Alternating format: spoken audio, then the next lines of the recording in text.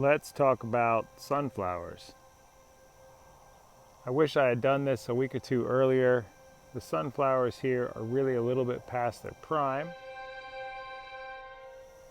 but I want to do a video about them because I've been pretty happy with these guys this year. So I'll show you some different sunflowers and we'll talk about what we have. But let's do an overview here first of this garden area and all the sunflowers. All of the sunflowers you see here are derived from a variety called China Cat that I got from Peace Seeds several years back. And I've been selecting my own selections out of this. This variety was a highly diverse mix of different types of annual sunflowers crossed with another annual species, Helianthus argophyllus. And it's extremely diverse mix, and I'll try to show some of the differences between these different varieties to give you an idea of how much diversity.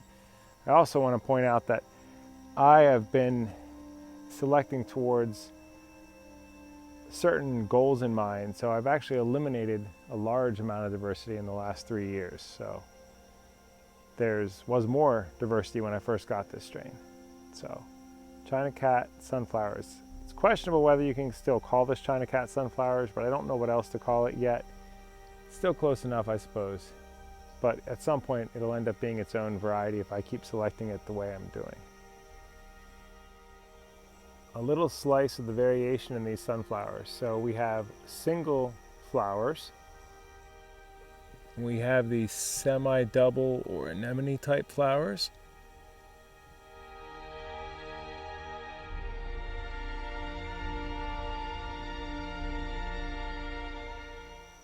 I have flowers with these unusual, somewhat narrow, almost twisted petals.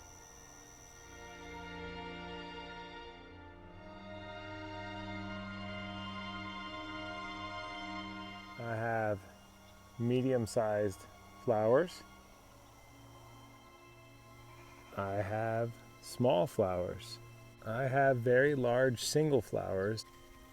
I have plants that are topping out at about 3 feet tall. And I have plants that are topping out between 12 and 15 feet tall. I have plants with quite a lot of disease on the foliage. And we have other plants that are quite free of disease. I have plants that form more or less a tall column. Lots of branches, but the branches are very tight and the plant ends up being very narrow in form and habit. I have plants like this one that have incredibly long, skinny branches. These would be actually great for selecting for cut flowers because of the plant habit and architecture for this would be ideal for cut flowers. I have plants that have a wider, more open plant architecture with thicker branches, thicker stems, and more of a wide spreading effect to the form of the plant. I have plants that are extremely wide, spreading, almost tree-like in form. This one seems to me a poor growth habit because it's highly inclined to these kind of splits. I have very late blooming plants that are just starting to flower right now.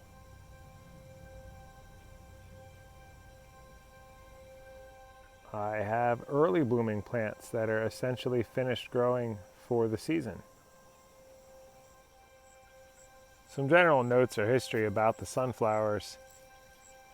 These were planted 2 seeds per cell in a deep 32 cell tray in mid-March.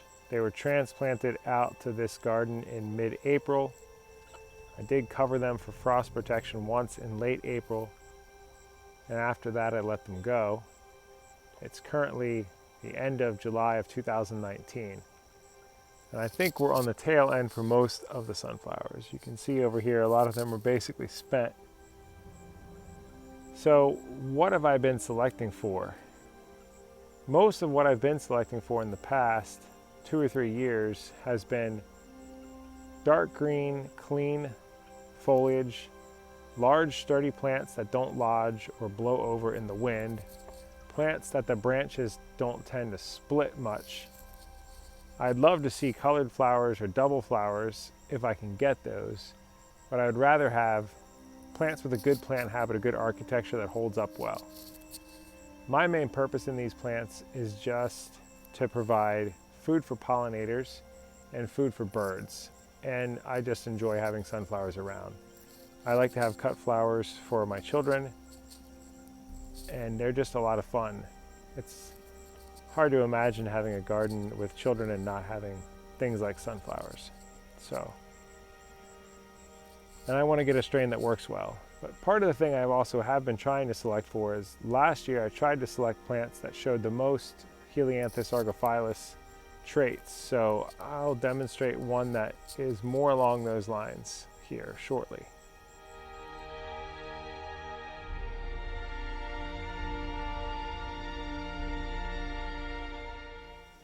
This super giant sunflower, which I'm estimating is 15 feet tall. This one has the most argophyllus traits. There's a very slight pubescence to the leaves, especially in here where the flowers are forming.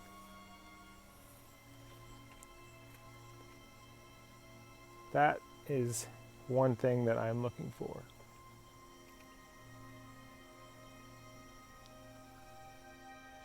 I use this strain of sunflowers to make crosses with Jerusalem artichoke or sunchoke, that is Helianthus tuberosus, and I have several seedlings of those growing out right now.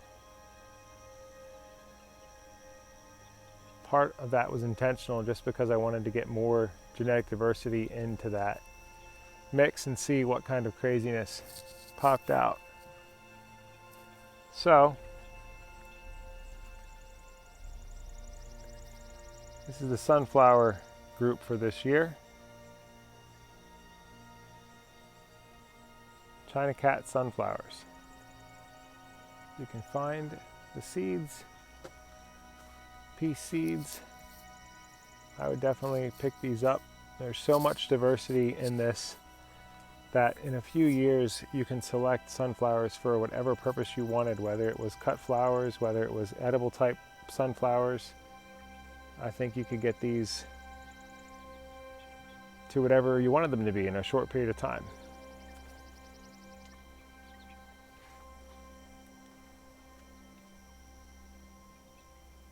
Thanks for watching.